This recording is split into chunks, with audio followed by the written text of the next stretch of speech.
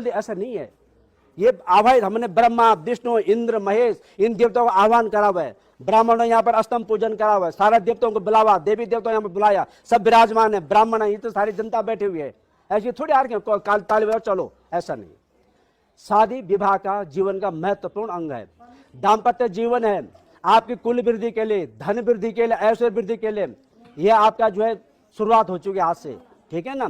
इसलिए आप कह रहे हैं कन्या से कि स्त्री नाम स्त्री वाम पार्श्वे तु, अरे श्रीमती, अरे क्या इसका नाम दिव्या, दिव्या जी स्त्री की जो स्थिति है बाएं अंग में होती है, इसलिए आप दाएं अंग में बैठी हुए हैं। आप उठो, उत्तिष्ठ दक्षिणे त्वम कथम स्थिता, आप दक्षिण भाग में क्यों बैठी हुए, दाएं तरफ, मेरे दाएं तरफ क्यों बैठी हुए, आप उठे और मेरे बाएं तरफ आइए। क्यों, पत्नी का स्थान हमेशा बाएं तरफ होता है।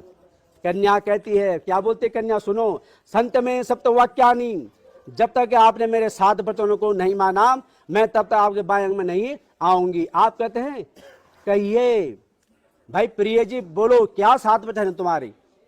कन्या कहती है पहला वचन, ध्यान पर सुनना, कि व्रत तीत उद्यापन यज्ञ दानम।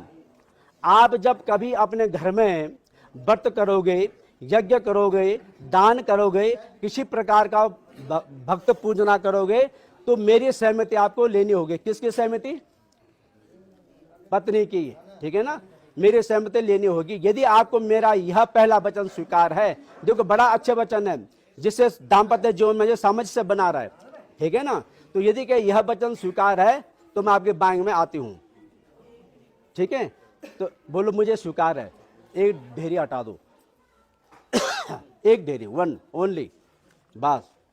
दूसरा वचन, हव्य प्रदाने, हव्य प्रदाने, कव्य प्रदाने, ठीक है। हव्य मतलब हवन, पितरों को देवताओं को खुश करने के लिए हवन किया जाता है। जैसे यहाँ पर हम हवन क्यों किया, देवताओं को प्रसन्नचित करने, जितने देवता आवाज देवता ही हैं इनको खुश करने के लिए हवन करा। और हवन किसी के बाद लाजा होम, मतलब धान के खील का हवन। अब यहाँ पे इतने सारे लोग बैठे हुए, किसी को पता नहीं कि धान के खील का हवन क्यों किया जाता है। एक लॉजिक है, समझो। सारे लोगों के शादी हो चुके हैं, सबके बच्चे नाते पोते, मगर किसी को ये मालूम आज तक नहीं है कि धान के खील का हवन ही क्यों होता है। यहाँ पर जौ तिल का हवन क्यों नहीं होता, धान के खील की आवत भाई देता है।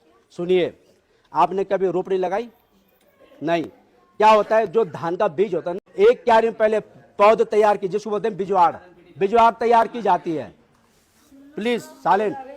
फिर जो है उस बिजवाड़ से उस पौध को उपाड़ा जाता है और दूसरे खेत में रुपाई की जाती है, जिसको बोलते हैं रुपाई करना, ठीक है।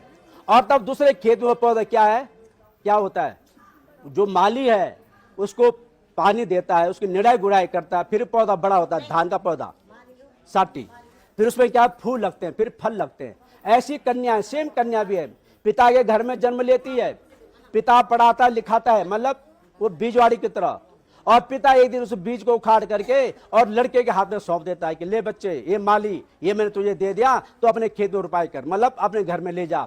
अब कन्या पति के घर में जाती है तो पति घर में क्या होता है, पति उसकी देखभाल करता है। ये नहीं कि पति को अनाप शनाप बोलो, नहीं, पति स्त्री का, जो जिस घर में स्त्री का सम्मान होता है, यत्र नारी पूजनते तत्र